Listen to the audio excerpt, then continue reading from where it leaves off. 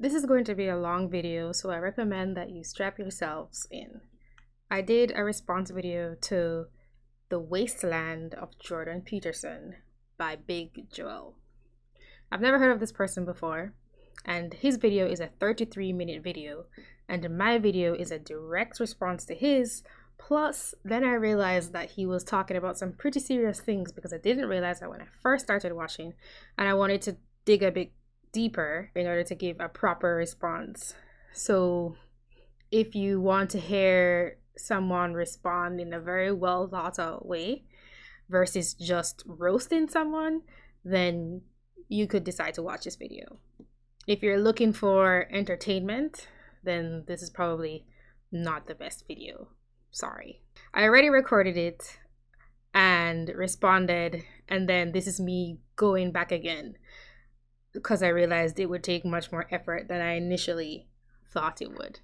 So, welcome to Just Thinking Out Loud. My name is Desi-Rae. Oh my god. What am I doing? I came across a video called The Wasteland of Jordan Peterson. I actually haven't watched it yet. I saw someone else watching it and I was hearing bits and pieces, and the more I heard, the more perturbed I got.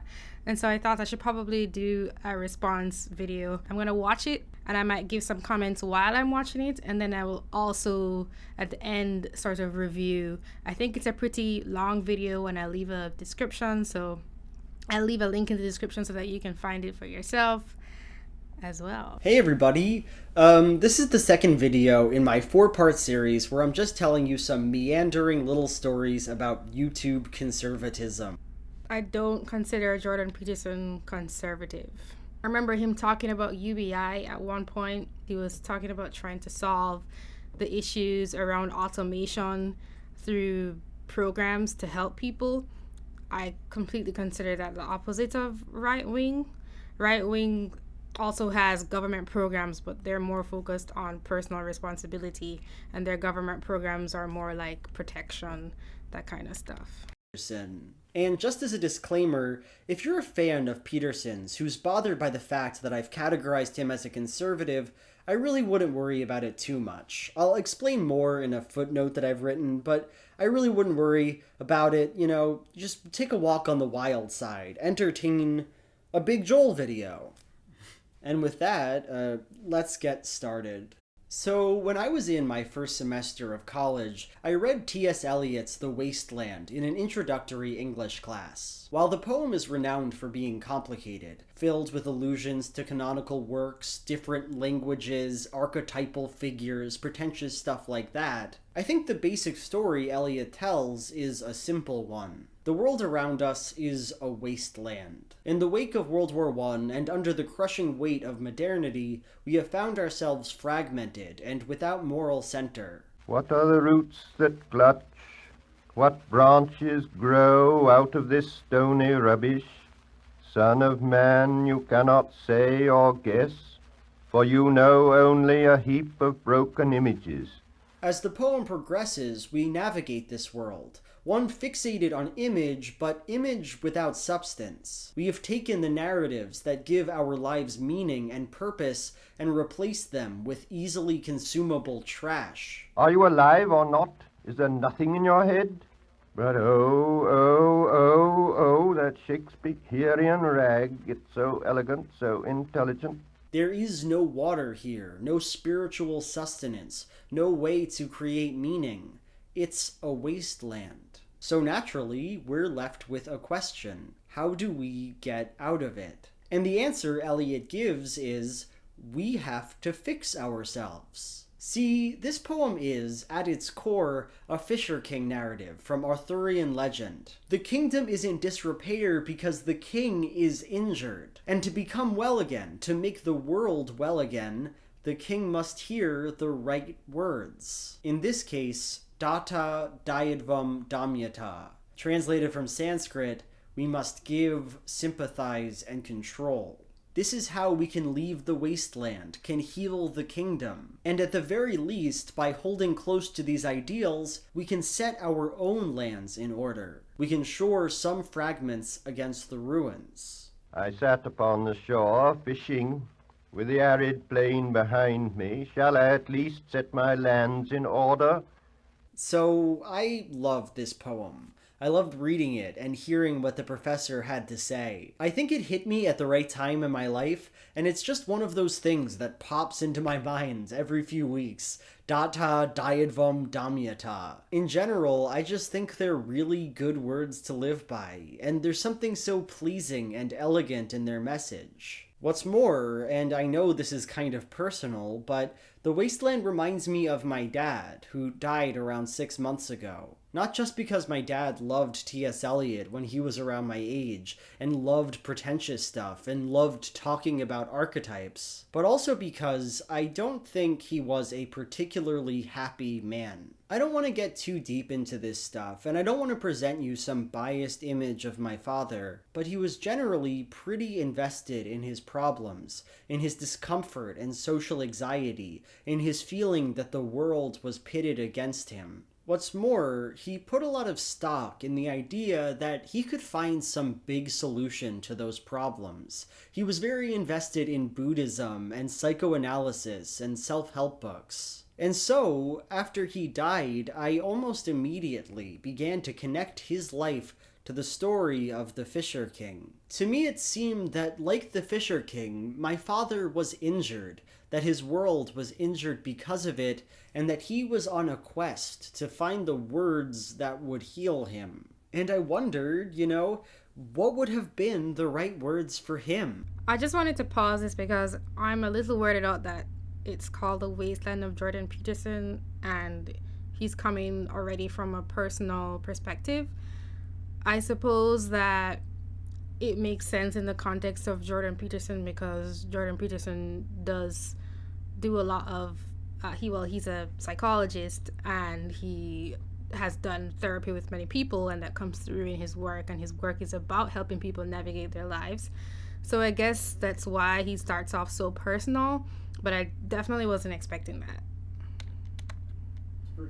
What would have healed his kingdom? And maybe Eliot was right. Maybe what my father needed to hear and listen to was as simple as give, sympathize, control. I don't know. So why did I start off this video with this incredibly long and annoying intro? Well, it's because I wanted to explain why, on some level, I'm attached to this stuff. This language was useful to me in my life, and it reminds me of my dad. And the reason that's important is that if it turns out that the ideology of the Wasteland doesn't work, if there's something in it that we can't accept, if we can't look to it for all of our answers, then there's something to mourn here, right? And there's something about that statement. This is the third time I'm going to replay it because there's something about what he just said. This language was useful to me in my life, and it reminds me of my dad. And the reason that's important is that if it turns out that the ideology of the Wasteland doesn't work, if there's something in it that we can't accept, if we can't look to it for all of our answers, then there's something to mourn here, right? Okay, I think I know what it is. He's talking about a story and a book and something that gave him meaning when it came to his own life, and especially because it reminded him of his dad, who had social issues but tried to work on himself to fix it. However, what he just described about being disappointed in an ideology because it doesn't give you the answers to everything, I don't think that he should have put that kind of faith into an ideology in the first place. Something like that is all encompassing. I'm not sure it even exists on earth. I think most people look for it in religion. And so already, I don't know where he's going with this. I have an idea, but because I heard a bit of the clips, like a very short time, like 5 minutes of it, that made me want to respond to this video. So I'm not sure where he's going with it, but I am already asking the question, why would you be disappointed if an ideology didn't give you some all-serving meaning for life? That's religion, and that's also something that religion says it can give you, but I don't really think it can. I think it sort of is a salve for this aching need that humanity has, and I don't think can really be solved by anything man-made, which religion is. I'm not sure that there is something that's not man-made that can solve it, but I do know that nothing man-made can, because people are so flawed. So I'm not sure why he would be disappointed that this ideology from the Wasteland didn't give him everything he was looking for, because I don't think you can really find that in an ideology. Something to mourn here, right? And maybe I'm the only one who feels that way, but something tells me I'm not. Anyway, over the last few months, I've watched a lot of videos by Jordan Peterson, and this is a story about that. There's a really interesting video. I should give my own background. I've also watched a lot of videos from Jordan Peterson. I only watched like his God, the introduction to the idea of God, like the first one. I read his 12 rules for life. I did his self-authoring thing, and I also have watched many of his clips and interviews, some of the political ones, some of the personal ones as well. But that was kind of when he was coming out and becoming more popular with his speech, being against speech being codified into law, that people can't say things. So that's just to give my background. I would definitely describe myself as a fan of Jordan Peterson. However, I think that everyone has flaws, and once they rise to a certain level, people begin to pick at it, and that's just normal for anyone who rises to a certain level of fame. And I think a lot of that is going to be useful and possibly true. Some of it, I think, it can't be true because we don't know as much as we think we know about people when they're in the spotlight. And then some of it, I think, a lot of the ideological stuff especially, are not necessarily the character assassinations. I think those are credible criticisms that come from people, because it's really easy to criticize someone when you see enough of their sides, which is what happens when someone is in the spotlight for a long time. By Jordan Peterson that we'll be kind of focusing on today. A 2-hour lecture uploaded on his channel called Identity Politics and the Neo-Marxist Lie of White Privilege. And the first important thing I want to point out about this lecture is that Jordan Peterson doesn't provide any kind of real argument against the existence of white privilege. Doesn't ever work to prove that it's a lie. I mean, sure, he says a few words about how there are tons of factors that predict success in America and that race isn't the only one. I can't quite figure out why the postmodernists have made the canonical distinctions they've made. Race, ethnicity, sexual proclivity, sexual gender identity, let's say. Those are 4 dimensions along which people vary. But there's a very large number of dimensions along which people vary. Here's some ways people differ: intelligence, temperament, geography, historical time. You live now and not 100 years ago. Attractiveness, that's a big one. But, you know, that's a given, right? Nobody thinks that being black or white is the only thing that matters in a person's life. That's ridiculous. Instead, they believe that race is an unimportant factor. He just said that nobody thinks that's the only thing that matters in a person's life. However, that is the message that is out there from postmodernism and intersectional ideology. It would be great if people could somehow rank the impact of all the traits that an individual has accurately in how they impact their life outcomes, but they don't do that. They put people in boxes based on what they think is the most important trait. So I would disagree that nobody does that. I think a lot of people do that. Like a lot of people do that. I should also add, I don't believe in white privilege.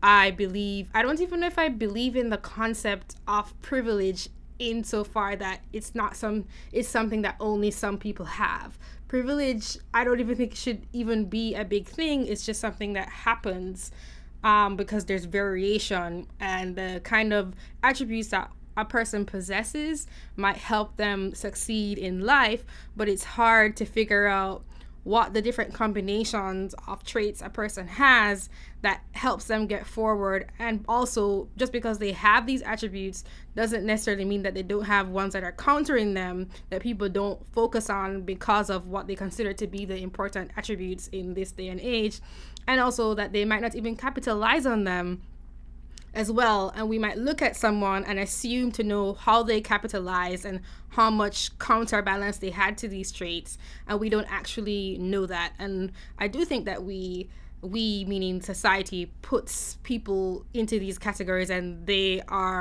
supersede anything else about the individual. So I don't think that's true that people don't do that. They absolutely do that. And maybe that's a fundamental disagreement in perception based on I don't know if this person, Big Joel's upbringing, or what he hears in the news, or just his life experience. But ever since I came to this country, my skin color has become the most important thing about me to many people, where they're surprised because I think something that they don't expect me to think, and I had never encountered that before. And to me, that's reducing someone before being the US. And to me, that is reducing someone to how they look, and I encounter that everywhere. And the people I feel the most comfortable with when it comes to these things are people who are from where I'm from, who are my friends.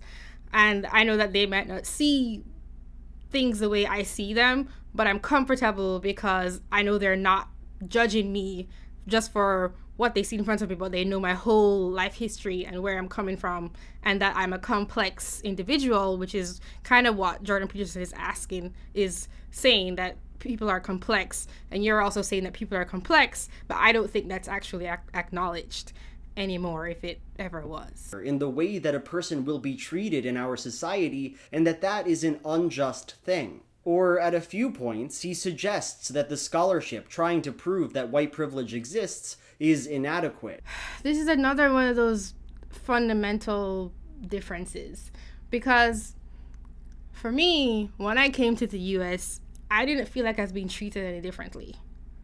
Like, I didn't feel like people were being rude to me. That could have to do with my personality too, but I came from a totally different culture, and I was more other things like language stuff or climate or I don't know, cultural stuff that had to do with like cultural differences and not actually skin color.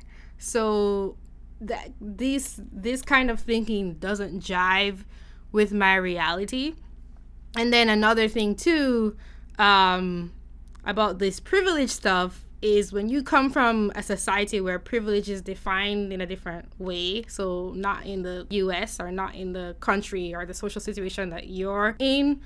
I mean, Jordan Peterson is from Canada, but this conversation is sort of encompassing all of the West and pretty much the globe, because so many people migrate to the West and or interact with the West through socially or economically through trade. It ignores the fact that privilege doesn't actually cross this specific line of race when it comes to so many of the people who are being discussed in these topics, since they live in different societies where this privilege, which as I understand it just means being at the top in some sort of thing, like usually it's economic outcome, and then you ascribe privilege after.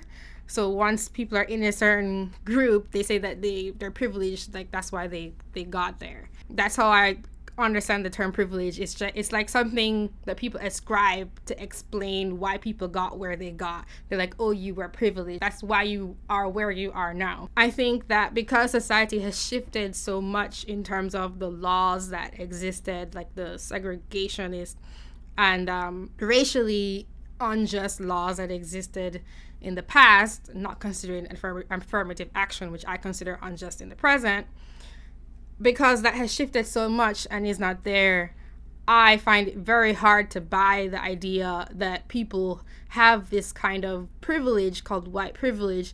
And I think the only thing that could justify that is the existence of the laws that used to exist in the past. And I would consider that actual privilege. The characteristics that we have can be combined in so many different ways that it's difficult to say whether or not someone got somewhere because of their privilege, I mean in their race in this context, versus all these other traits they might have, which could be called privilege, but then you don't know how to balance that with someone's innate effort or what other negativities, the opposite of privilege, they encountered along the way as well. And none of that's taken into consideration. And you can't really when you're talking about groups of people because individuals are complex. And this is, of course, the one thing he'd have to show to prove that white privilege is a lie, but he never really commits to that argument. What is the scholarship that proves that white privilege exists? The only thing I've really seen is the income stuff, people talking about multi-generational wealth and white people having benefited from what happened in the past with segregation, slavery, or government programs that excluded blacks in the US, but they helped white Americans in the US. I think those are the biggest things. Also, encounters with the police, access to proper education.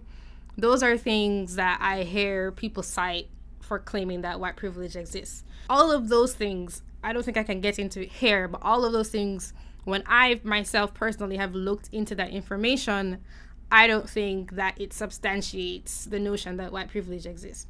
I'll try to be very brief. When looking at police interactions, I have a video called Why I Don't Like Black Lives Matter, Why I'm Not a Fan of Black Lives Matter, something like that, that goes into it for the income and the police interaction stuff, even the incarceration rates. I think that the way the data is presented ignores how other factors, other variables impact the outcomes. I won't get into it. And then usually when people counter with something like that, they're told that you're blaming the victim. However, that's pretty much my stance on statistics that have to do with income and incarceration rates and encounters with the police. The education ones, I'm not so sure about that, but as I understand it, a lot of money has been put into trying to make things better. And for me, I think the solution is more discipline, specifically because these kinds of harsher environments have been proven to work when children especially don't have fathers around, which is a big issue when it comes to underperforming students. It's like they need that kind of very strict structure in order to flourish in. But again, that comes down to the whole, well, they're going to say you're criticizing the victim. And then the whole personal prejudice stuff, I think that should be a non-factor. I think as long as people can't hold you back with the law, then you're pretty much going to succeed if you you're on the right path and you have the right mindset and are willing to improve your skills in the right way. And I think the entrance of other groups to the US who have done really well, specifically, I would say East Asians and Indians and Jews, and I will start with those just because they came more when white supremacy was more of an impact and they get better over time. And I would also say in modern times there are black people who are from the outside, not black American, who come and they do really well. So there are other variables that sort of disprove how information is presented currently that is used to prove white privilege, as I've heard it. If there are other kinds of information that has been put out there, then maybe you're talking about something else. But even if you were, I think they would be minor ones, because it's always the status in society and income and how they're treated with police and the personal prejudice stuff. And I think all of those things don't actually necessarily lead to, well, I think they might not exist because of how the data is presented, and then they also don't necessarily lead to the negative outcomes where only white people are at the top. And then also with these statistics, there's something really weird about American statistics where they only focus on whites and blacks and then present those data and compare them, but then there are other groups that do better than whites that don't get any attention, and they should also be experiencing the opposite of the privilege that white people have. And then another thing Two is the way these groups are broken down again. It's always these major groups, but if you break it up more, like with certain immigrant groups like Filipinos or Indian Americans, if you look at them as separate groups and you see more granularity in the data, that gives you a totally different narrative than the one that's used when it comes to white privilege. So I was trying to be brief, but yeah, this might be a long video. Privilege is a lie, but he never really commits to that argument in a more robust way. He just isolates a personal, intentionally non-data driven perspective on white privilege and is like, wee-oo, I'm the science police, that's personal and not even data driven, wee-oo, woo. The original paper on white privilege wouldn't have received a passing grade for the hypothesis part of a undergraduate honors thesis. We're not even close. There's no methodology at all. It was called White Privilege and Male Privilege. A personal account of coming to see correspondences through work in women's studies. But he seems to outright ignore the amount of credible information we have on this subject that might be more compelling to him. What's wrong with the study indicating that black names on resumes are turned over far more often than white names are? Were the sample sizes just too small? I haven't looked into that, but this is one of those things where I know I won't be popular with this. I don't actually believe that racial discrimination in this way necessarily leads to a group of people not being successful. I think time and time again, I have a video called a 3-part series on inequality that sort of goes into this. Time and time again, groups who have been treated really badly get over that hurdle. So I'm not saying that that's right at all. And another thing too, a lot of the things I hear about discrimination is never turned back against these groups. So are people given the same scrutiny for discriminating against white people? There's a lot of self-segregation in the United States from black people. I think it's really strange. I understand it in a historical context, but I think it's wrong no matter who does it. I don't think you should really judge someone based on something they can't control. And I understand that people do it because they think they're in a dangerous environment, so they have to protect themselves, which would make sense, but I don't think it's necessary. Those groups, minority groups, I guess I would call them in quotes, aren't held to those same standards. If there is some sort of, I'm going to help black women, for example, because I think they're treated badly in this country, and I'm only going to preferentially hire them and be very in-group oriented, they won't get any backlash from that, from what I've seen. I've actually countered friends of mine who've said things like this to me, who I was very disappointed in. That's something else I've noticed too. And if you call in that kind of thing privilege, which is like nepotism but based on race or just prejudice, I really want to see one day in the United States people being condemned for that. I think it's wrong no matter who they are. So that's another thing. On that one, how about the historical and economic analysis claiming that property discrimination had a direct impact on the ability of black people to accrue wealth in America? Okay, this property discrimination thing is what I was talking about multi-generational wealth. I think the fact that groups come in afterwards and do well in terms of income, yes, you can't account for wealth, which is different from income, but a lot of people who were white didn't actually have this multi-generational wealth. There are lots of white immigrants who came in after that as well, and they're just considered white, even though they may not have benefited from those things. And then you can't change the past, and we're talking about the present, and if those barriers don't exist anymore, I don't think that privilege exists anymore. And also, it's very important to point out that there are other groups who come into the United States who are not white or who are black even, and who are doing well. Maybe not multi-generationally because they haven't been around long enough, but currently their income is pretty high, which is, I think, the thing to focus on rather than focusing on the past. And so in that way, this privilege doesn't exist. How about the literally dozens of papers about how black people are treated unfairly on basically every level of the American justice system? Boop, boop, boop, boop, boop, boop. And I could keep going.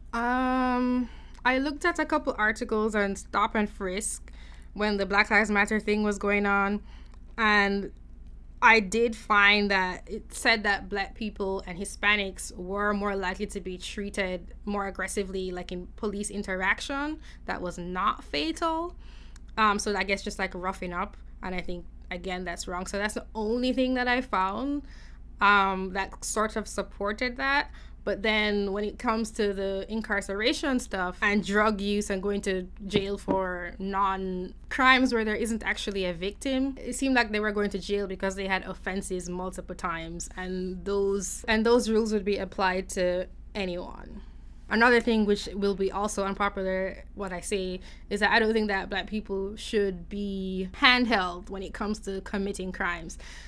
I think if you did something that you shouldn't have been doing, this is even when I don't agree with the laws, which is how I feel also about immigration stuff. Even though I think it's like these laws shouldn't exist, like if you use weed or something, I don't think you should go to jail for that because it's your body and you're not really affecting anyone unless you're, I don't know, driving or something. If you did something you shouldn't be doing, then it's very hard to defend you because you're a criminal, especially when it comes to violent stuff. So it's like they're comparing how white people are treated versus black people, but how about groups like Asians who aren't even around the criminal system and aren't going to get in trouble? And the other thing I don't like about this, and it sounds counterintuitive, is that I think it gives too much of an excuse.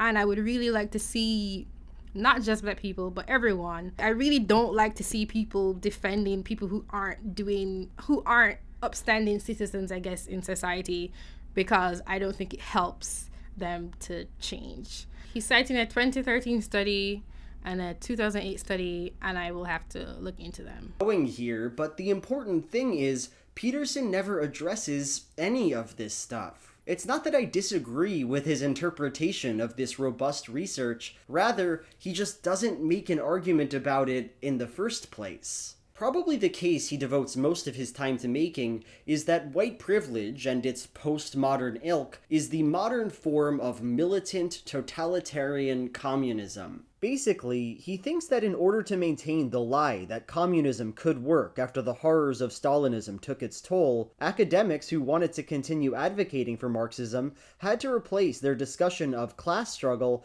with things like identity politics and intersectionality. So much data on the catastrophic failures of communism had accrued that even the most intransigent of French intellectuals had to admit that the jig was up. But that's a problem because that's the whole ideology. You're going to just give that up? What are you going to do after that?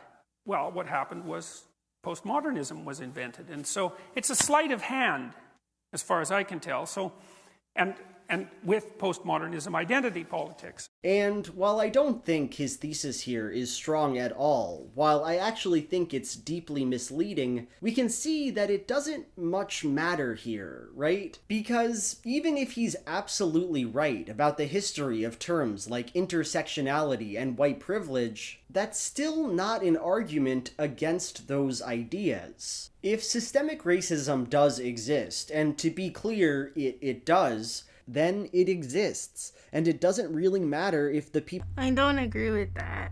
I don't think systemic racism does exist.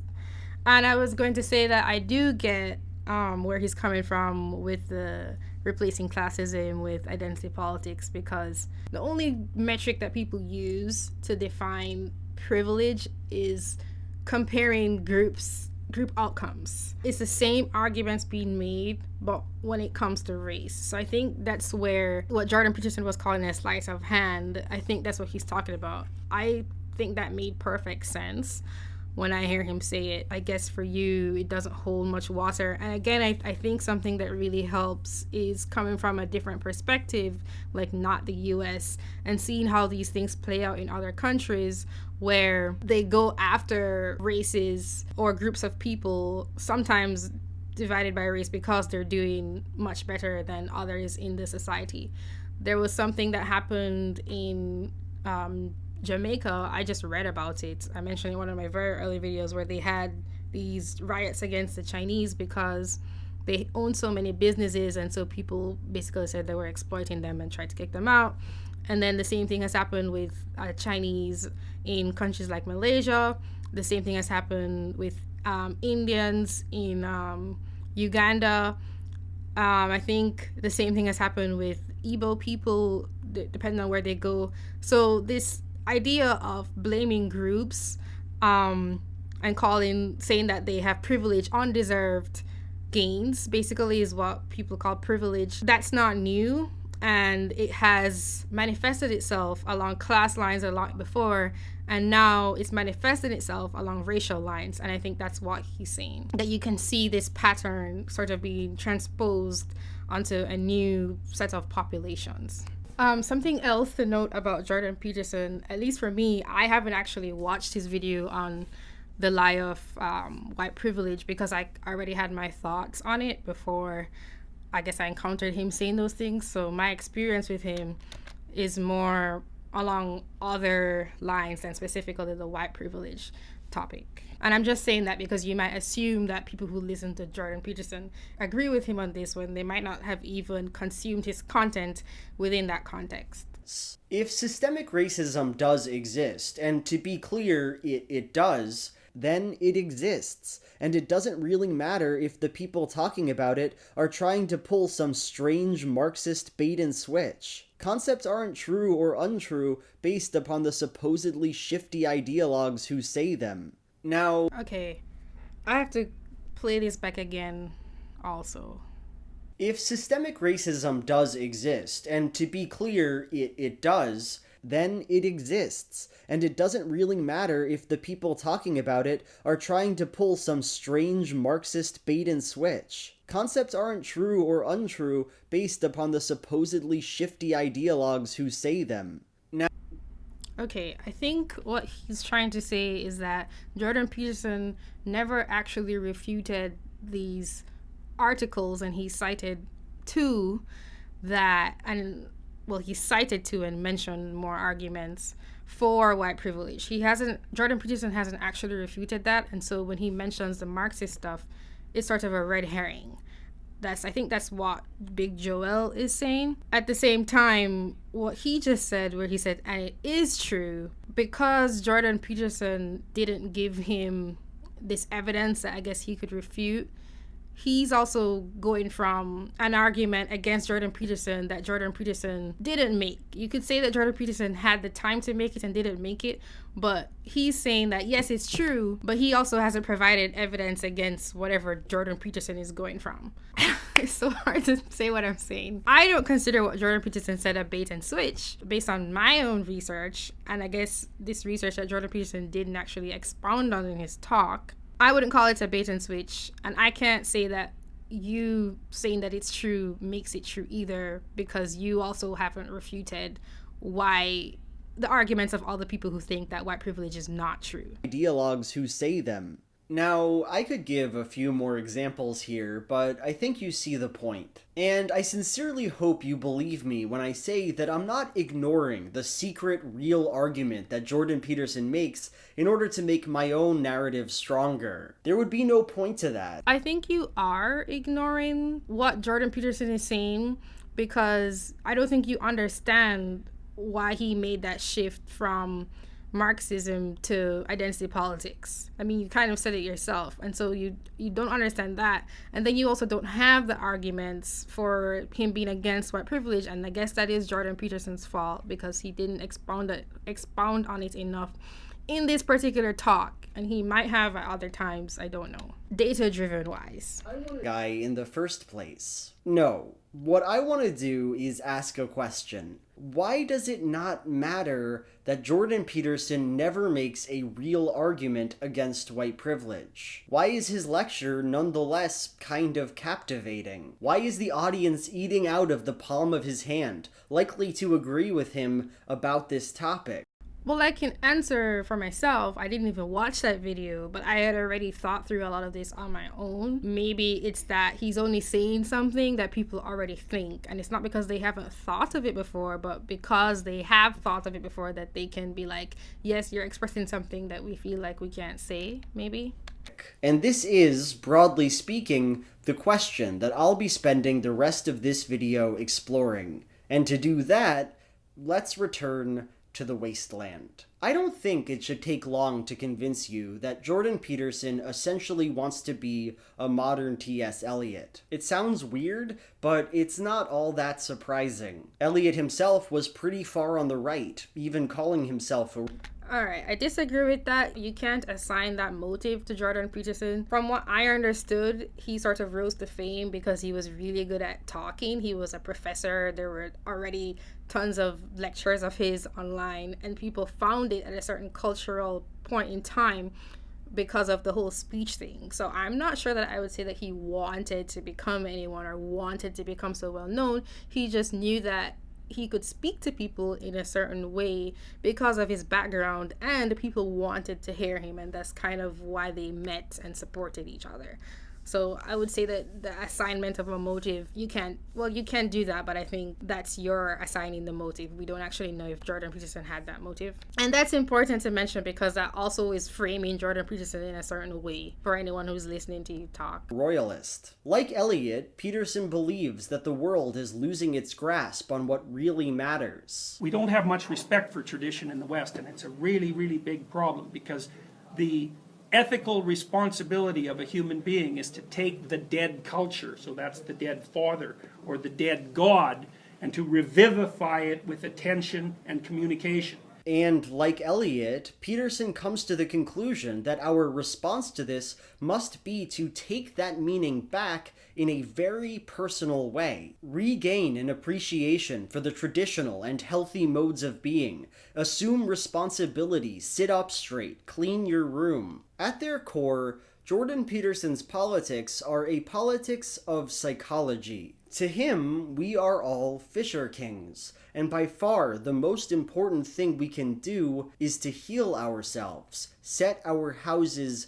I don't know what Fisher King is, but I do agree that he sort of draws the line between the personal and the political, and I think the term politics of psychology is apt, but I think you're going to go on, Big Joel, to show why politics isn't personal or shouldn't be personal. In order. In the play The Cocktail Party by American English poet T.S. Eliot, one of the characters is having a very hard time of it. She speaks of her profound unhappiness to her psychiatrist. She tells him that she hopes her suffering is all her own fault. Taken aback, the psychiatrist asks why. Because, she tells him, if it's her fault, she can do something about it.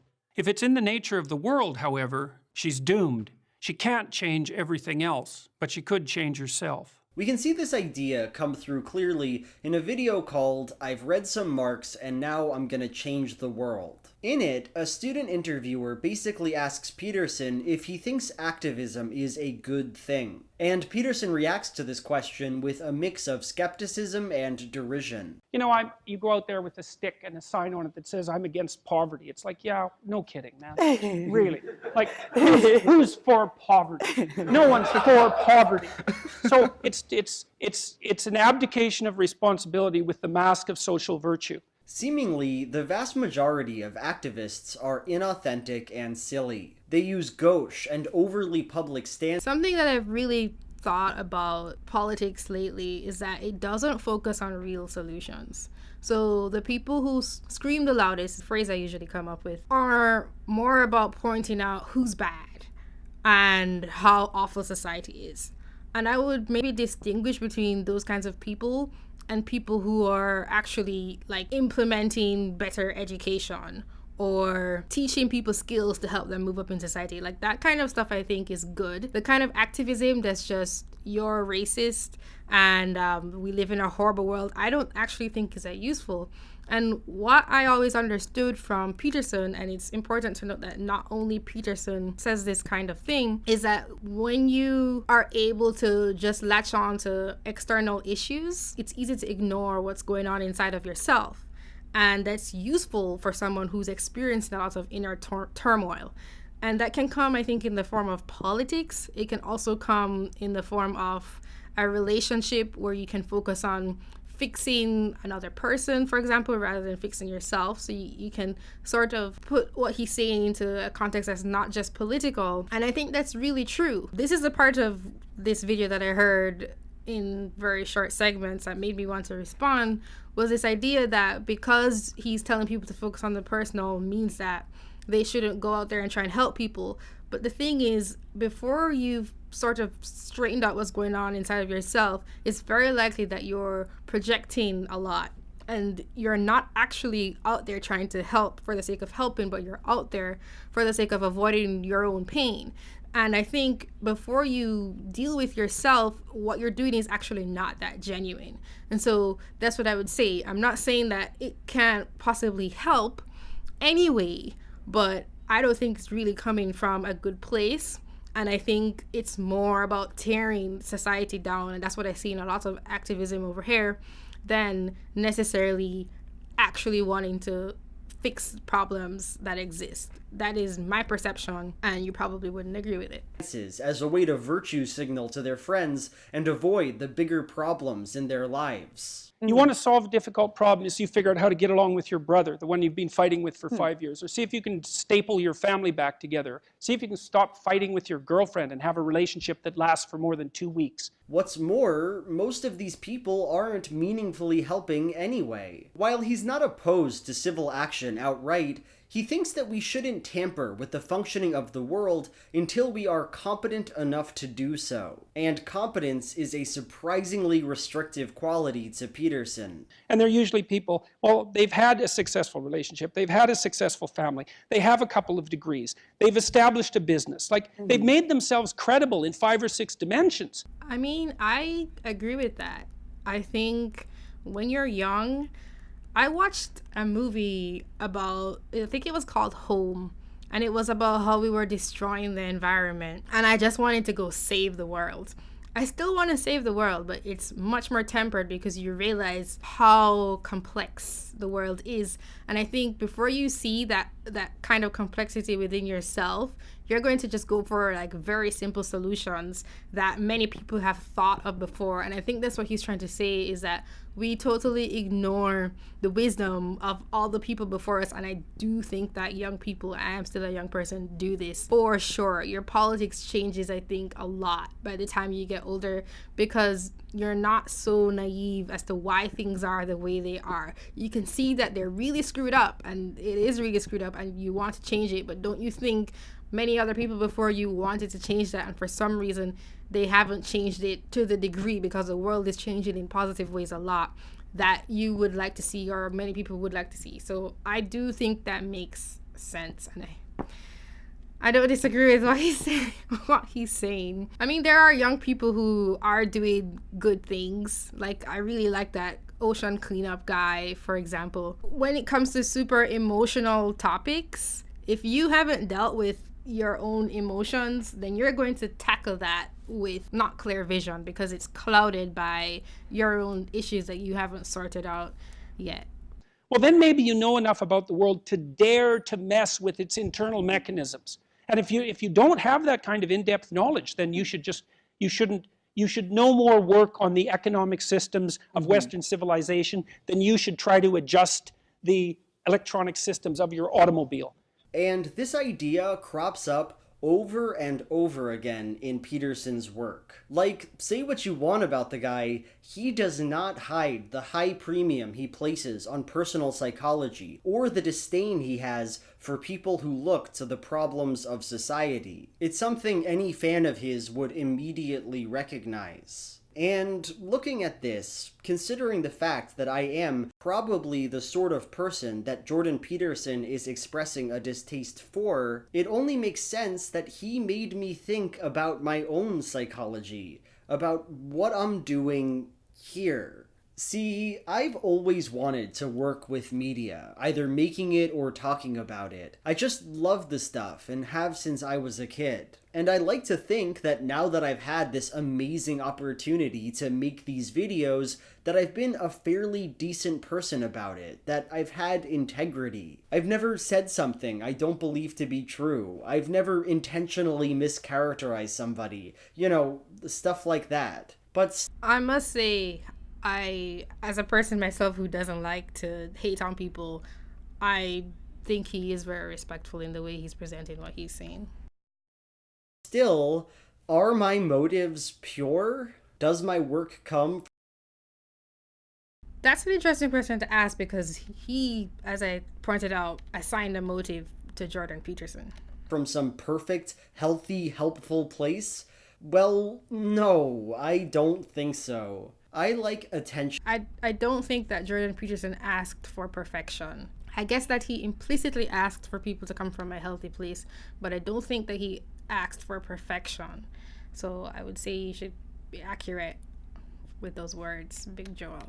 Attention, plain and simple. I like getting money for being creative. I like feeling smart and correct about things, assembling an in-group of people who agree with me. And I'm not like qualified to be that kind of person, right? I don't have multiple degrees. I'm not a policy expert. Nobody asked me to give my opinions when I first started. I volunteered them. At the end of the day, I love making videos, but it is a constant source of insecurity in my life. One defined both by the unending desire to be well-liked and accepted, and by the realization that nothing makes me fit to this task. That there's no big reason I should be doing it. I'm not so sure why he just said that. I don't know.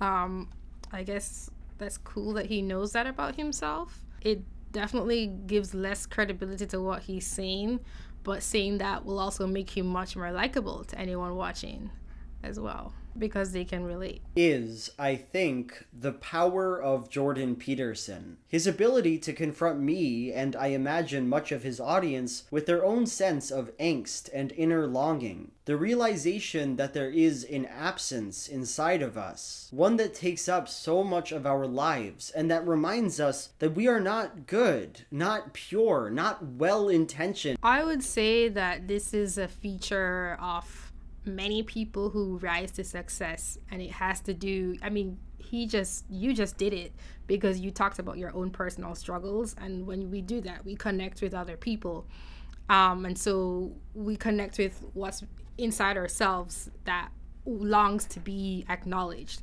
I would say that that's not unique to Jordan Peterson whatsoever. In some idealized way. And we won't find our answers to these problems in the issues of society, right? There is no policy change, no activism, no socialist utopia that's gonna get us out of this wasteland. To me, this sounds like he's misrepresenting Jordan Peterson, because Jordan Peterson didn't say don't. He said first do this first.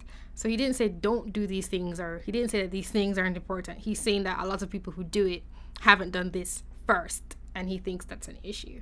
So why look to those issues in the first place? Now, I don't think it should surprise you that ultimately I can't live thinking this way. I find it completely inadequate, and there's lots of arguments I could make to try to convince you that I'm right about that. Like, sure, I can agree that most people are broken and incompetent in one way or another, but I don't think that's a good reason to suggest that we not engage in politics and activism until we have solved those personal problems. I think it's a good reason to suggest that, for what I said before about how you can't actually approach a problem well if your like vision and where you're coming from isn't more clear.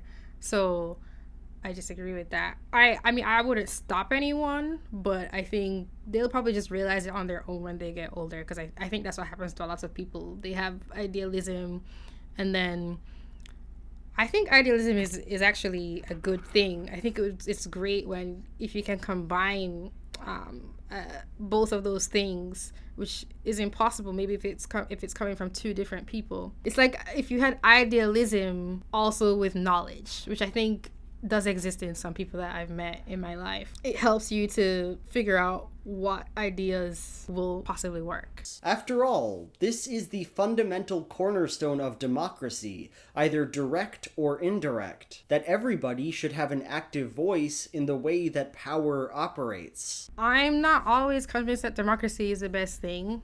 The majority isn't always right. I think everyone should get to say something, but only when they've done the prerequisites. And I don't mean prerequisites that are only accessible to some people, but prerequisites that everyone can have, such as educating oneself on a certain topic before having a stance on it.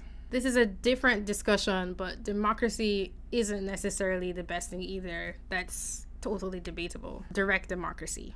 And I don't think that democracy is good because people are good, because they always know the best course of action we should take. No, I think it's good because I don't trust anybody else to handle that power better. The small businessman. I think that makes sense. And aggregate of knowledge is better than just one person or a tiny group of people deciding. For the most part, I agree with that. With 5 degrees might be a good leader. I don't know him. But I'm not just gonna hitch my horse to his wagon because he's happy and has made a good life for himself. Rather, he needs to persuade me that he's gonna do the right things. And the only way he's gonna do that is if we both have political convictions that we care about and believe in, that we basically agree on what ought to be done. So I'm not saying that everybody's great or has to be a leader, but limiting civic engagement, concern, and activism to so-called competent people just doesn't work for me. Or sure, I could say. Well, it doesn't have to work for you or not work for you because people are free to do that anyway. But I do think that Jordan Peterson's advice is good advice. You will do a better job most of the time if you take the time to understand the job you're going to do before you do it. And you acting in the world is you coming with everything that's inside of you to approach a problem. And if you don't even understand everything that's inside of you, then you're coming with a lot of biases and possible imperceptions. I don't know if that's a word. That's not necessarily the best approach to have when you're solving a problem.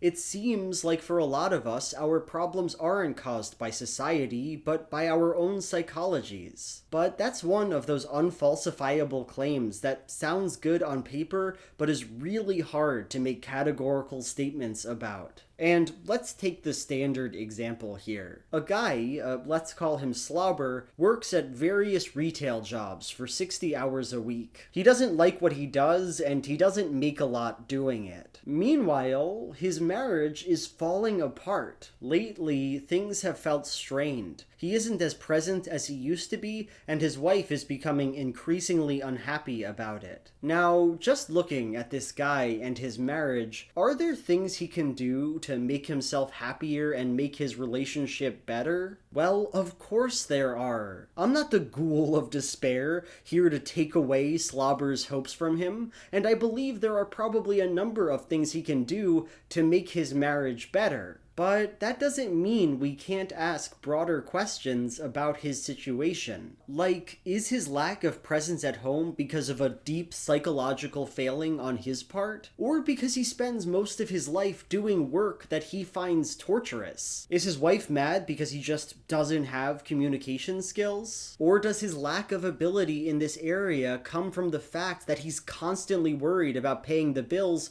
because his work pays next to nothing? See, Slobber should work on his life and marriage. I hope he does. But we don't need to confine our appraisal of his situation to that statement alone. This Slobber example that he's talking about, I think the answer to what he's saying is to look at the outcomes of people who have undergone therapy and put self-responsibility first. I think that would be the answer to what he's saying, because yes, people are influenced by their society, but we also know that people who approach things from the perspective that the locus of control lies within them can change their situation. The answer to what he's saying, and I would encourage everyone to look into it, is this therapy stuff. And what Big Joel is talking about, it was very topical. The personal stuff, the psychological stuff, pretty much everything that I've seen, it usually links back to childhood kind of stuff and sorts of psychological programming that you have unconscious, because it's just what has only ever been familiar to you and how that impacts your life and the trajectory that you go towards and how in a certain situation you respond to it. We'd have to actually look at these outcomes of people who do this kind of work, and it's very important to note that what Jordan Peterson tries to put into the minds of people about fixing oneself is not at all unique to Jordan Peterson, this self-help stuff and fixing oneself stuff. He just gives his own spin on it with the mythical God stuff. His well-being is inextricably linked to the society around him, to the way that him and others like him are treated. And as such, if social problems exist, then solving them will help slobber. Or I could say I agree that solving those social problems will help slobber. However, I think that people might approach solving those social problems in not the best way because they haven't solved their inner problems first. Something that you realize pretty quickly once you try to solve some of these issues is that you can't solve it for people who aren't willing to work on themselves, because a lot of it has to do with them. So society can do so much, and they should forever keep doing a lot, but a lot of people don't want to change. For me, the way to best help society is to reach the people who do want to change and are trying and they can't get there. But you have to also acknowledge that a lot of people are given opportunity, and for many reasons they don't rise to the occasion. The way to help them might not be through changing the external environment, unless it's changing the external environment in a way that helps them change themselves. Obvious point that I've already alluded to, that even accepting that everything Jordan Peterson says is true, it's just not enough to change the way that facts work. If I say a fact about the world we live in, and you respond that I suck and my house isn't in order, well, is this going back to the white privilege stuff? Because I don't agree with that. What you're calling a fact, other people might not think is a fact. Everyone can agree on the sky being blue. Everyone can't agree on things like white privilege. So you can't be so certain that it's true, if that's what you were talking about. And, that's the main thing I'm gonna need to hear to be convinced that I'm wrong. And look, I think those arguments are all pretty compelling, but here's the problem. In the scope of Jordan Peterson's analysis, they are rendered irrelevant, because each of them, in one way or another, requires an engagement with what I'll call, a term I personally coined right now and that you can't steal, the sociological imagination. Our ability to situate ourselves, not just as individuals, but also as nodes in a complex society and culture. If we're going to talk about the importance of democracy, or about slobber, or about the way that facts work, we first need to accept that that stuff is important to our lives, that attending to it might give us something of value. But the central thrust of Peterson's work is to obfuscate that possibility space. And so, in a very real way, I'm left without a foot to stand on here. I don't think you can really situate yourself properly before you've situated everything that's going on inside of you. So again, he made this point that I don't get from Peterson's work, which is Peterson's trying to obfuscate people deciding where they are in their nodes perceptually in relation to society and everyone else. He calls it the sociological imagination. To me, he's just saying you should do this first, because he thinks that's like the proper progression to do it as a psychologist. So I'm not hearing that he's trying to obfuscate those things. That's not what I hear. However, I guess because Peterson is saying that one should delay that equates to obfuscation to Big Joel, but that's not what I get from Peterson's work / advice. What's more, it's undeniable that Peterson's narrative is a deeply appealing one. For one thing, it just feels really good. Like, okay, it's painful to think that my problems are my own, that the only thing standing in my way is my own failings. But it's painful in the good way, like hydrogen peroxide on a scraped knee. This is something that makes me understand that Big Joel has interacted with these ideas of Peterson's of sorting oneself out in an intellectual manner, because going into your, what would he call it? Underworld, I guess Peterson would call it, or something like that. It's terrifying. It's not like just some intellectual thing. It's like emotional. So I wouldn't describe it as feeling good. This is my interpretation and I could be wrong, but the way he's describing what Peterson talks about makes me think that he's only engaged with it on an intellectual level. And again, for the, I don't know how many times, I'm just going to say that what Peterson is talking about is not unique to Peterson. It's something for a lot of psychotherapists. Talk about this stuff, but they frame it in a different way in terms of self-responsibility and figuring oneself out. When you're a 24-year-old white straight guy who's incredibly online, there's worse things to hear than "you suck." I don't know what the demographics of Peterson fans are. I'm generally an outlier when it comes to everything in my life, so I can't use myself as a basis, but I definitely don't think that he should assume that it's white, young 24-year-old males, because this psychological stuff is important to every single person. And you can make your life better by doing good things. You want to solve a difficult problem, is you figure out how to get along with your brother, the one you've been fighting with for 5 years, or see if you can staple your family back together. See if you can stop fighting with your girlfriend and have a relationship that lasts for more than 2 weeks. It's certainly true in my case, and so reducing all of society to that conclusion has a pleasant and intuitive logic to it. But maybe more importantly, Jordan Peterson here is giving us one of the most priceless things imaginable: the gift of social apathy. The capacity to think and say rational things, but to not really care where that rationality might lead us. Obviously, climate change is a substantial global threat that we should work to ameliorate. He keeps saying these things and I'm like, I don't get that from Peterson. I don't think that Peterson saying that you should work on these things first means that he's reducing society to this. He's saying that society is super complex and you need to arrange certain things within you before you just go and project everything that's going on inside of you to try and solve these issues, because you probably are not seeing clearly. That's not the same as saying that these problems don't exist.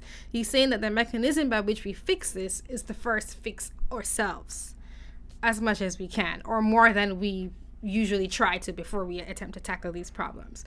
I don't think that equates to reducing these problems just to personal issues. It's saying to tackle those problems first, not don't. Intuitive logic to it. But maybe more importantly, Jordan Peterson here is giving us one of the most priceless things imaginable: the gift of social apathy. All right, I just said I don't agree with that Jordan Peterson is advocating for social apathy. It's just the approach by which you go about solving the world's problems. To think and say rational things, but to not really care where that rationality might lead us. Obviously, climate change is a substantial global threat that we should work to ameliorate. Obviously. But if you're talking about it and you're not an expert, you're probably using this pseudo-moralistic stance to avoid other, more personal problems. I met someone recently who was saying that he was an activist in so many ways, and then he realized that he needed to get a job. And the kind of person you are when you're just thinking about saving the world and you're trying to get all these other people to do things that do have jobs is not the same person who then has different priorities in lives. You're going to come up with solutions very different because you understand what it's like for other people in the world who are working and have mouths to feed. I think that's actually a good example for what Jordan Peterson was trying to say. An all-important observation to Jordan Peterson. The climate, the global warming problem on the climate is something that needs to be tackled quickly, and they can't wait until they grow up and become prime ministers to do it. Do you think collective responsibility overrides individual responsibility in a huge issue like that? No. Okay.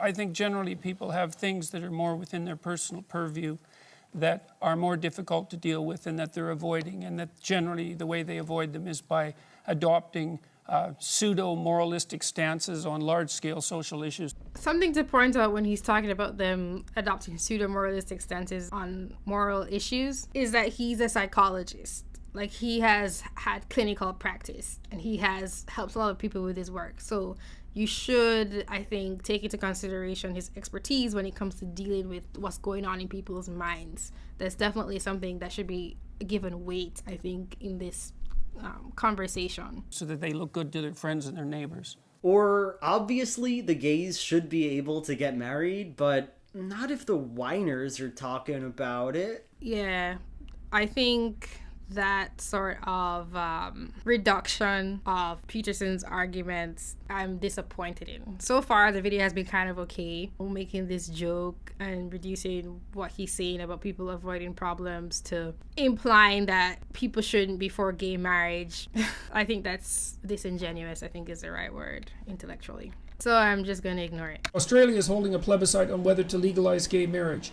I'm against the Yes campaign, but only because it's backed by cultural Marxists. I'm curious to hear your views on gay marriage.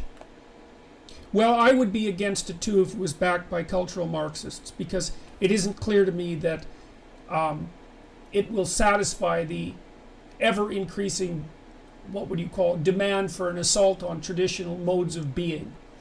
Now, with regards to gay marriage specifically, that's a really tough one for me, because if the marital vows are taken seriously, then it seems to me that it's a means whereby gay people can be integrated more thoroughly into standard society, and that's probably a good thing. They're trying to uproot the traditional social roles that help me in some abstract way. And since postmodernists won't be happy even if they get what they want, and since I don't actually care about society... Oh... I have to let him finish first. Care about society treating gay people fairly and equitably, screw him. How did he get that? Because when Jordan Peterson said, okay, I get that Jordan Peterson was saying that he's not necessarily for gay marriage if it came from the postmodernists because of their patterns in the past of seeming to want to just dismantle tradition without understanding the usefulness of it. That's why he might be against gay marriage. I get that he said that, but he also said that it might be a good thing for them to be incorporated more into traditional society. And to me, that's actually him saying that he's for gay marriage. Like, that would be a good thing. But if it's coming from the cultural Marxists, then that's a reason for concern. So I'm not getting the whole screw gay marriage thing. That's not at all what I got from what he said. And that's what always happens when I engage intellectually with people who think differently from me. It's like, I see that they hear something and I just hear something totally different. I really do. And I don't interpret what was said in the same way. I think like he didn't even say like anything towards screw gay people. That's not at all what I got. The gays can get what they want. That's fine. But is it too much to ask that they want it for the reasons that I tell them to? Is it too much to ask that they stay in their fucking lanes? And finally returning to his 2-hour lecture, obviously Jordan Peterson doesn't have a real argument against the existence of white privilege. To have one of those, he'd have to examine about 1 million credible sources and come to the rigorous conclusion that they're all wrong. Did you examine a whole lot of credible sources? You cited 2, and another thing for a lot of us who talk about this stuff is that we're not experts and we're relying on other people. And for me, what usually it comes down to me is the statistics and the fact that the way it's presented is ignoring too much. Like, every time for personally, when I've looked into topics, it turns out that there's more to the story than what's being told. I don't think that you've really disproved it either. Maybe we're all just looking at specific sources and relying on the intellect of other people, and they have different conclusions, and so we only select from a few. Another thing is that most things aren't black and white, and so it's likely to be a bit nuanced. So instead of doing that, he'll cede at some point that racism probably does exist. Okay, racism existing is not the same as the systemic racism existing.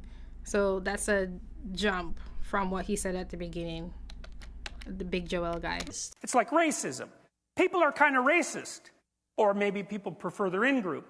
It's not that easy. Or maybe people prefer the familiar to the novel. But we all have privileges, don't we? And the impact of systemic racism isn't total, is it? And besides, that whole concept comes from people who advocate for a communist dictator, who hate the idea that individuals are important and complicated and should be treated with care. Prove that he's wrong on that one, or don't. It couldn't matter less. Jordan Peterson doesn't have to prove that white privilege is a lie, because it is an assumption baked into the fabric of his work. If white privilege does exist, if people's lives and identities are informed by grand systems that are sometimes very unjust, then there is a world to care about that goes far beyond our own suffering and sadness. I want to point out that something that's unjust to one group of people is unjust to anyone. So I always think that these issues should be approached from what's best for an individual. A lot of these issues that people have, say, like with police brutality or people being incarcerated for silly things, I think should be addressed just for those issues being issues themselves. My perspective also definitely comes from my being a foreigner in a foreign land. So a lot of what people call issues, I don't see them as color issues. I see them as power issues. And I see also in my interactions with people that not everyone fits into a certain idea of their privilege or non-privilege based on their skin color because their life experiences are different. And so I don't think you can even really be talking about issues like white privilege, because not everyone has the same background just because they have a certain color. So I think the whole thing is just wrong and should just be thrown away. However, that doesn't mean that these issues shouldn't be worked on.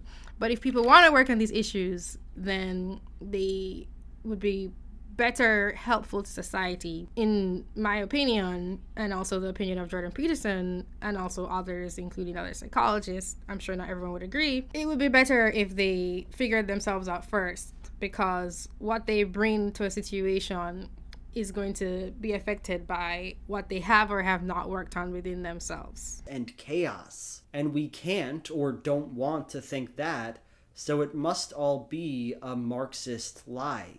I'm not going to pretend to be an authority on anything. I'm not your boss. He just said he's not going to pretend to be an authority on anything, but he said that racism existing was a fact, that racism exists. So that was definitely him being an authority on something, and he cited 2 sources. I don't have an inroad to your soul, and frankly, I'm not trying to get one. So instead of asking you to renounce the work of Jordan Peterson and embrace me instead, I want to close this video by talking about one moment that I found really striking. Toward the middle of his lecture, Jordan Peterson invokes a passage of George Orwell's The Road to Wigan Pier, where he describes an impoverished woman working in the mining industry. I had time to see everything about her. Her sack apron, her clumsy clogs, her arms reddened by the cold. She looked up as the train passed, and I was almost near enough to catch her eye. She had a round, pale face, the usual exhausted face of the slum girl who's 25 and looks 40 thanks to miscarriages and drudgery, and it wore, for the second in which I saw it, the most desolate, hopeless expression I've ever seen. It struck me then that we, meaning the middle class at that time, are mistaken when we say that it isn't the same for them as it would be for us, and that people bred in the slums can imagine nothing but the slums. For what I saw in her face was by no means the ignorant suffering of an animal. She knew well enough what was happening to her, understood as well as I did how dreadful a destiny it was to be kneeling there in the bitter cold on the slimy stones of a slum backyard, poking a stick up a foul drain pipe. This passage is so beautiful and sad, I think. This woman is suffering at the hands of a system that just doesn't care about her. And the most notable thing about her is that she understands that something's wrong here. We like to think that people in the slums can only imagine the slums. Wait, oh, who likes to imagine that people in the slums can only imagine the slums? I'm not a part of that we. But this is not true. She is aware, perhaps innately aware, that this, her life, is not okay. And Jordan Peterson... That's true. That's why people have uprisings all the time. And goes on to say the acceptable things for a moment. How can we not want to help this woman? How can we not have compassion? You have to have a heart of stone if you read that, you don't think, man, something should be done about this. It's really awful. But after that, Peterson skips forward in the book and quotes George Orwell expressing his distaste for academic socialism, how he thinks they hate the rich more than they love the poor. It would be a mistake to regard the book-trained socialist as a bloodless creature entirely incapable of emotion. Though seldom giving much evidence of affection for the exploited, he is perfectly capable of displaying hatred. Sort of queer, theoretical, in vacuo hatred against the exploiters. Hence the grand old socialist sport of denouncing the bourgeoisie. And you can agree with Orwell about this or not. I think his point is probably true to some extent, but it's not too important here. What is important to me about this moment is that this is the last we hear about this woman. He introduces her suffering, talks about how hard her life was, and then he talks about how the people advocating for her life to be better are bad and shouldn't be trusted, and then that's it. No more talk of compassion or of redistribution. Now we've made our points about her, and we can get on to the second half of the lecture, where I think that Big Joel is making moral judgment on Jordan Peterson, saying that he doesn't care about this old woman, and I think he doesn't have that knowledge. we talk about how activists are shitty and lying about racism somehow, where we can recycle the same tired line about how we shouldn't give protesters too much credit and get the same facile laugh from the audience. I'm against poverty. You know, that's like classic protest sign. It's like, really? It's like, I'm against torture. It's like, it's so obvious. You don't get any brownie points for being against poverty. No one in their right mind is for poverty. Because to Jordan Peterson, relinquishing brownie points from some hypothetical activists protesting poverty will always be more important than the poverty they protest. No, within the story of this lecture, the woman's plot is left dangling. In essence, she's still standing there in that coal mining town in northern England. And you can almost picture Jordan Peterson reading by a lamp that her work helped to fuel. You can imagine him reading the words, Data Diadvam Damyata. Okay, his ending is becoming very imaginative and fictional and artistic, actually. And I'm not sure is really addressing what Jordan Peterson was saying about the woman and her poverty versus the academics who talk about it but not necessarily helping actually. I think that for many people who didn't necessarily grow up in the best of circumstances and then they see that the academic response to these issues are removed from what might actually help people because they've been through it themselves, they are the kind of people who can be upset with intellectuals because they don't think it's really helping. And so the fact that Big Joel has taken from what Jordan Peterson was saying, where he was illustrating that intellectuals do this, taken away something different, I think, is due to the fact that Big Joel hasn't necessarily heard, I think someone who does a great job of pointing this out is Thomas Sowell with Intellectuals and Societies, one of his books, where he gives countless examples of the narrative spun from people who say they want the best being very far removed from the actual individuals involved and what is best for them actually. So I think Joel maybe doesn't understand that, so that's why when he heard what Jordan Peterson was talking about, he came away with this sort of artistic, went off into somewhere else response, but at the same time is blaming Jordan Peterson for not caring about this woman. Maybe that's why he's had this response that it doesn't make sense to me. Like, I feel like he just went into La La Land. I don't really understand it. In the same way that I think the beginning about his father also was a little bit not relevant beyond the point of just connecting with the audience and his own personal thoughts on the topic. That says a lot, because maybe in the same way that Jordan Peterson didn't elaborate enough on why he thought that white privilege was a lie, but many people in his audience probably, or maybe in other works, he explained this and many people in his audience already thought of it, so that's why he didn't need to go further. Maybe you, Joel, don't have the prerequisite knowledge sort of to understand what Jordan Peterson is saying, because even just your response to Peterson reading this passage and illustrating a point, you're totally sidestepping kind of what he said and or what he was pointing out and bringing a totally different narrative from it about him just ignoring the old woman, because he was making a point about intellectuals. He was making a point about intellectuals, pointing out the suffering of people, but then being totally intellectual about it and not actually helping. And I think you haven't addressed that, and you're going off into something just artistic and somewhere else. Give, sympathize, control. And maybe Peterson is comforted by those words, but I don't know if I can be anymore. So that's the video. Alright, so I watched this video and I wanted to respond to it because I thought it didn't really make sense. And I was kind of upset because I felt like he was misrepresenting Jordan Peterson.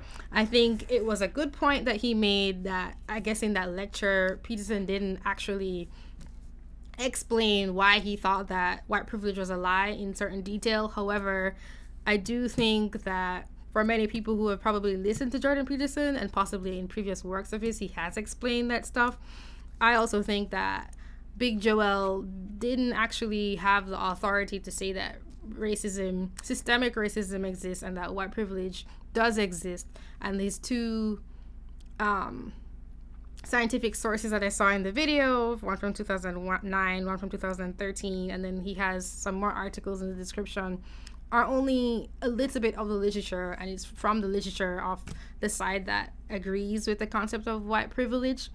I also want to point out that this side of literature is the one that is way more in the mainstream, and so it's almost impossible to not have heard much from it because it's pretty much pushed in your face all the time. I think that he would need to go into the other side of the literature to perhaps understand where Jordan Peterson is coming from. But Jordan Peterson, as an academic and presenting to his audience a certain thesis, I would agree should have expounded more. I haven't listened to the lecture, so I'm going off of what Big Joel said, that he didn't really explain it more. But Big Joel's points don't actually say enough, I think, about the topic to come away with a conclusion. I myself am going to look into the sources that he cited about the names. I've heard the studies a lot, but I haven't actually dug into the research, and that's how I try to form my opinions on it, because my experience, as I've said, is that the statistics, if you pick them apart, tell a different story than the one you hear. I also think that he has fundamentally misunderstood, Big Joel, what Jordan Peterson was saying about fixing oneself first versus not fixing society at all. I think that's a different message, so that's not what I get from Jordan Peterson at all. And I think that this was more of an artistic piece. I didn't like that he assigned motives to Jordan Peterson, and that kind of disappointed me, because otherwise I thought the video was just him sort of saying what he thought, which is okay. Oh, and I also agree that people might listen in order to feel good. But if you actually do what Jordan Peterson is talking about, and a lot of other psychologists talk about, it's not something pleasant. And so engaging with something intellectually isn't the same thing at all. Oh my God. I'm still not done recording this video. I'm coughing up just a bit more energy to finish saying my final thoughts, which are just not enough for the topic at hand. I'll try to be succinct. Here are some points that I would like to make. The literature that Big Joel has cited is one-sided. When you want to answer a question, is systemic racism real? No one argues that racism isn't real. Or if white privilege is real, you actually have to go from both sides. And he's saying that Jordan Peterson didn't give him anything to rebut, but that was one video. Jordan Peterson has a whole library of works that are available with him talking about these subjects. And so I don't think you can reduce whatever Jordan Peterson or his fans think down to one video. This is something that many people do. So this isn't unique to Big Joel at all. And like I said, the fault is on Jordan Peterson for not giving specific data-driven examples that Big Joel could go off of. I do think he actually made some arguments, but they weren't countering the evidence that Big Joel and people who take that side of the argument have in mind. And I completely acknowledge that. But when it comes to this literature, one question I have to ask is, how do you even get funding that goes against this narrative? How do you fund something where the default position is to say this white privilege, systemic racism doesn't exist? Because most people get canceled if they even suggest it. And I know that sounds like I'm just putting a red herring out there to say that, well, the research can't even be done as an excuse for why that research isn't there. But really think about the culture that we live in today. If you talk about anything that sounds not okay and immediately you can be called a bad person, it's not worth your career to do it. So how are you going to get the funding and the support, and also for the second time to verify it? That's just a question. If you have an honest research question and you can't even really take the time to get that data, then how are you going to answer the question properly? So that's a question that I have, because the default position is that you can't blame the quote-unquote victim. Another thing that I wanted to point out is that at some point, Big Joel mentioned that Jordan Peterson is coming from the basic assumption that white privilege does not exist. But I would also say that Big Joel is coming from the assumption that white privilege does exist. That is an assumption for both sides. Like, if you're on the side where you think it doesn't exist, you can say that the other side, that would be Big Joel's side, is coming from the assumption that it does exist. And so everything that comes forth from that assumption is sort of illegitimate to people who don't believe in it, in the same way that Big Joel pointed that out. Another thing I wanted to say was, where does it lead to when you focus on groups? Because that's the issue. People are not groups. They're not statistics. They're individual people with individual lives.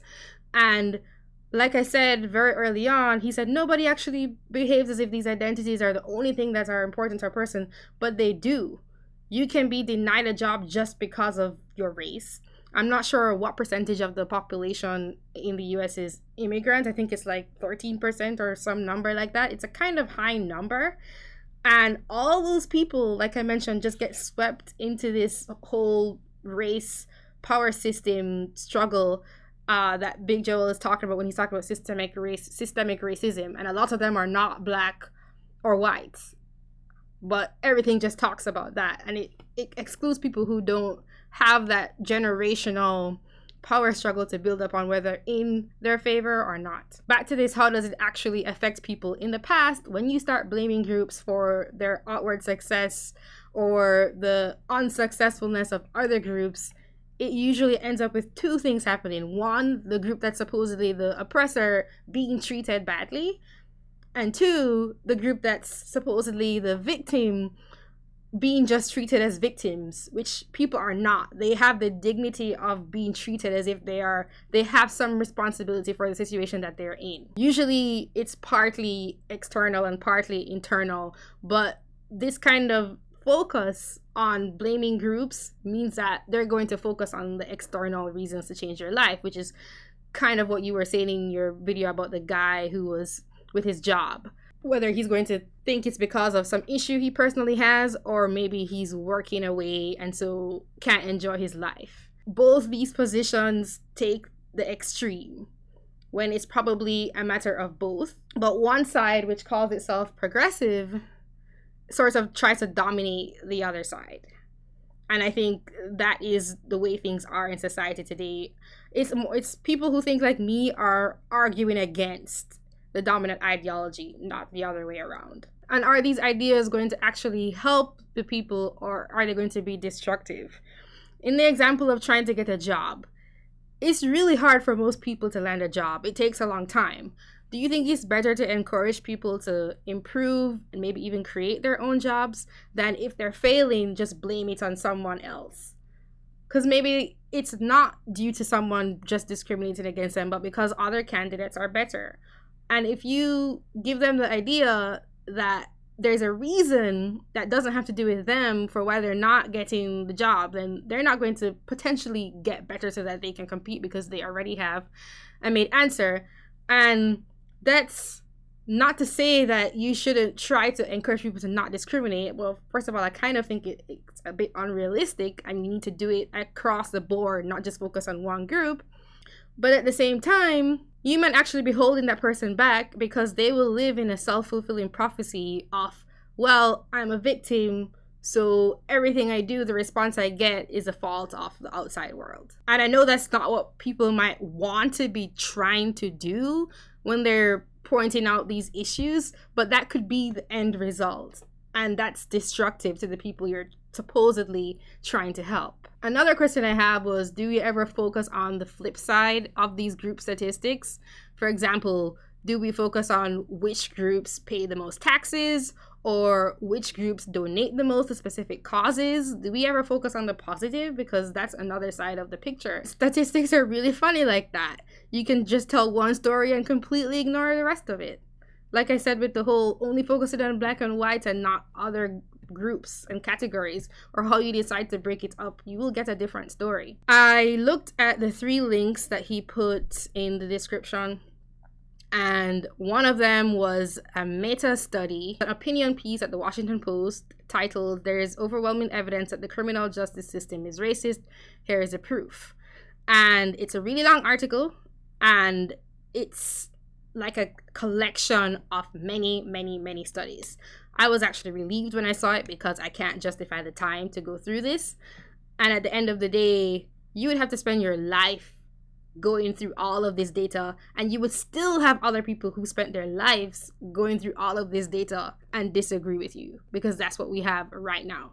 Is there a list that I can go to in the literature to see the other side of this? This particular author had some articles that he said were arguing the opposite, which was nice. But I don't have the time to go through all of this stuff. And I don't think it counters the issues about seeing people as statistics and groups rather than individuals. And in this same opinion piece, I only read the beginning, the author mentions it's not saying that there aren't people who aren't black. He said white, even though there are plenty of other people in the US, don't also receive injustice at the hands of the criminal justice system. But let's just focus on black people, because they receive injustice even worse based on these articles. I don't think that's a good way to go. I think it's inaccurate, because, like I keep saying, people are not statistics.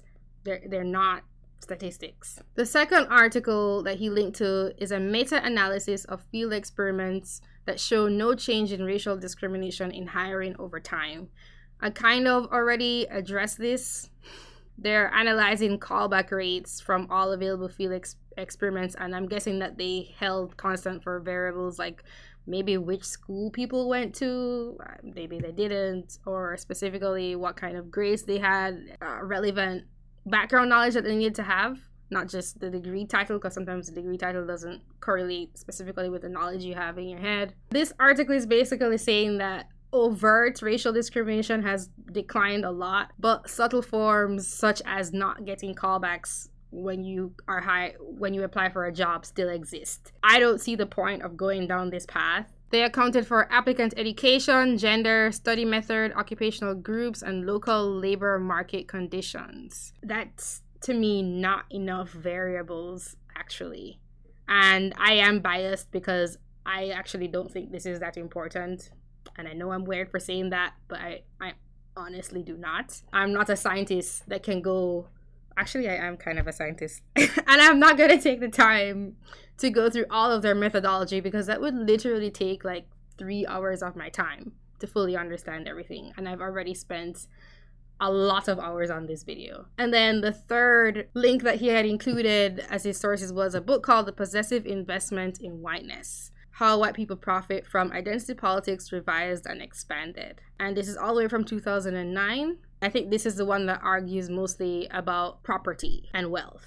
And I kind of already talked about that. And it's a long book, which I'm not going to read. My conclusion when it comes to looking at this data is how useful is it to focus on these things and divide people into groups when people don't fit neatly into groups like that. This is only one side of the literature, and even though Jordan Peterson failed to present his argument properly in that data-wise in that specific speech, there's the other side of the literature that's out there that has not been addressed by Big Joel. I also don't really think people will ever totally agree on it because it's a matter of focusing on your personal responsibility versus on the external world, and that's always been a struggle. I would say that what I would like to see is for us to have very high standards for people. I think that's a sign of respect for them, and try to make sure that we're instilling traits that we think will help them succeed in life rather than instilling the trait of being fearful of others holding them down. I think it's really, really destructive